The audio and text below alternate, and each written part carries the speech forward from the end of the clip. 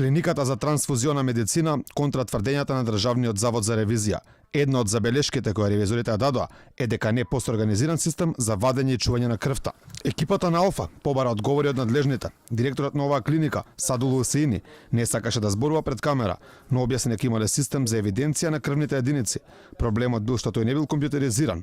Директорот тврди дека не се точни и голем дел од другите забелешки во ревизорскиот извештај.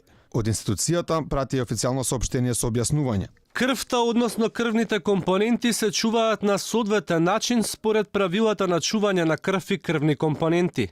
Се врши елиминација во согласност со Законот за безбедност на крв и меѓународните правила во случаи кога се открива крвно-пренослива болест, хепатит Б, хепатит С, ХИВ, сифилис. Бурни реакции во јавноста предизвика квалитетот на кесите, кој според ревизорите е лош. Директорот на трансфузиона медицина тврди дека кесите во кои се донира крв се најквалитетни. Тој прашува дали ревизори, кои се економисти, може да го оценуваат нивниот квалитет.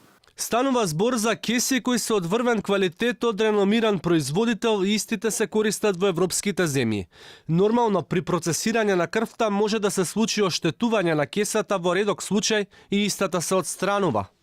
Но истовремено од клиниката признаваат дека има неправилности во нивното работење, бидејќи вистото соопштение велат дека преземаат мерки за отстранување на забелешките на ревизорите.